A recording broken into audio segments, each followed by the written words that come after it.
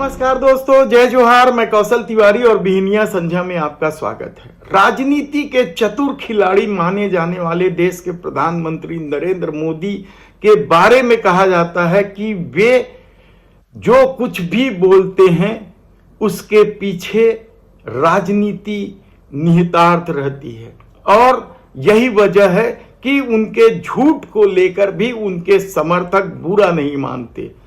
सबसे ज्यादा झूठ बोलने वाले भारतीय राजनेताओं में शुमार देश के प्रधानमंत्री नरेंद्र मोदी इस हद तक झूठ बोलते हैं, यह तो किसी से छिपा नहीं है। लेकिन वे फेकम फाक में भी सबसे आगे हैं। हालांकि विरोधी दल और सोशल साइट में फेकू को लेकर नरेंद्र मोदी काफी चर्चित है, लेकिन लोकसभा चुनाव के दौरान उनके फेकम फाक को लेकर कई तरह के सवाल उठ रहे हैं।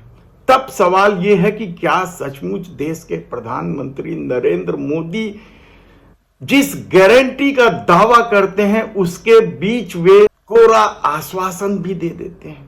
यह सवाल इसलिए उठ रहा है क्योंकि 2014 के पहले जब वे प्रधानमंत्री नहीं बने थे तब तो समझ में आता था कि वे 2 करोड़ लोगों को हर साल रोजगार और 15 लाख यूं ही खाते में चले जाना या 100 दिनों में महंगाई कम करने का जो वादा किया था वह सत्ता में जब आए वे और उनकी हकीकत पता चली तो ये वादे हवा हो गए। लेकिन यदि पद पर बने रहते हुए भी इसी तरह के वादे किए जाए तो क्या कहा जाएगा? और यही नहीं, अब तो यह बात भी खुलकर आ गई है कि भाजपा के वरिष्ठ नेताओं में आपसी तालमेल का भी अभाव है।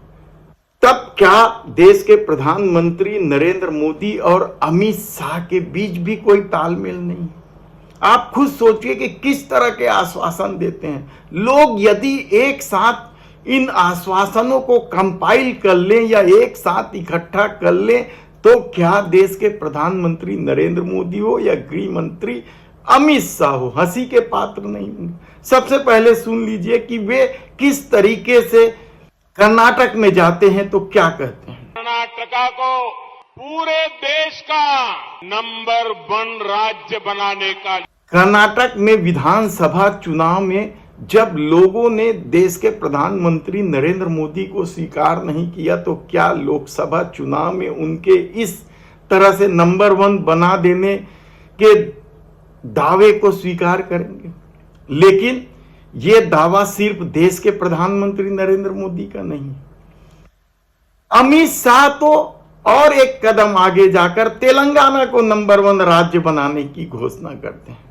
तेलंगाना में भी भारतीय जनता पार्टी विधानसभा के चुनाव में बुरी तरीके से हारी और अब लोकसभा चुनाव में उन्हें उम्मीद है कि दक्षिण में अच्छा खासा प्रदर्शन करेगी और इसलिए अब अमित शाह भी क्या कहते हैं सुन लीजिए। 10 सीट दे दीजिए, हम तेलंगाना को देश का नंबर 1 राज्य बनाएंगे, नंबर 1। यानी देश के प्रधानमंत्री कर्नाटक को नंबर 1 बनाना चाहते हैं, गृह मंत्री तेलंगाना को नंबर 1 बनाना चाहते हैं और उसके बाद बात यही नहीं रुकती है।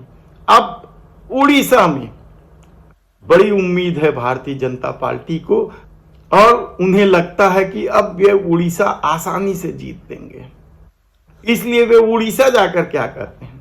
5 साल में ये मोदी की गारंटी है, उड़ीसा को हम नंबर 1 बना देंगे। यानी आप खुद सोचिए कि देश के प्रधानमंत्री और देश के गृह मंत्री किस राज्य को नंबर 1 बनाना चाहते हैं। धन्यवाद।